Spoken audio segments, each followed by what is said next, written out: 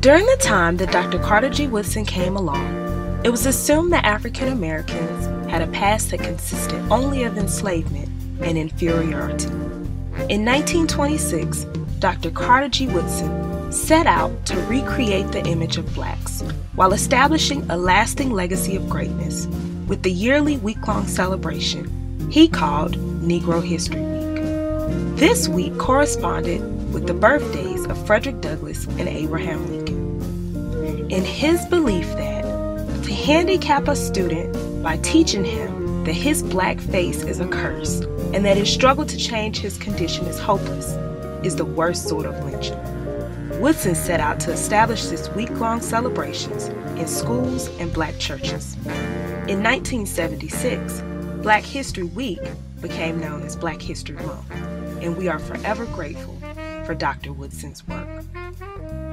Today we honor history makers, such as the women and men of the Pearl Incident, known as the largest attempted slave escape in the United States. The Pearl Incident occurred right on the Potomac River in Washington, D.C. in 1848. The vessel, known as the Pearl, was chartered for $100 by free African Americans to help their enslaved family members get to freedom. On the vessel, nearly 80 slaves from Virginia, Maryland, and the District of Columbia attempted to sail to freedom. Although the ship was later captured in the Chesapeake due to heavy winds, the attempt shook the foundations of slavery in Washington, D.C. We also honor women like Ethel Haywood, who served in the Women's Army Corps during World War II. Haywood, a native of Washington, D.C., was the first Baltimore resident to enlist in the Corps when she entered in 1942. The Women's Army Corps were the first women to serve in the Army other than nurses.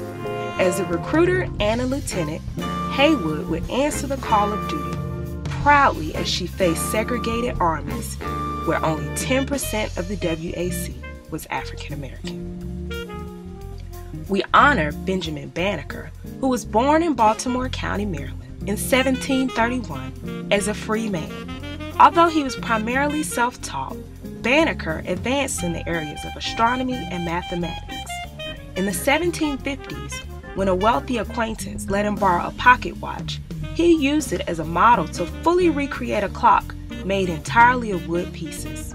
After completing a self-initiated study of astronomy, Banneker also accurately predicted a 1789 solar eclipse.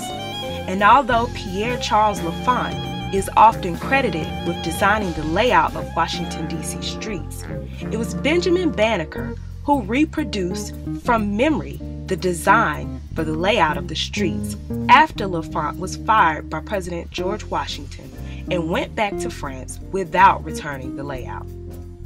Banneker has served as a part of a team of men who completed a 1791 survey of the federal territory now known as Washington, D.C. And in 2 days, Banneker was able to reproduce a complete layout of the streets, parks, and major buildings.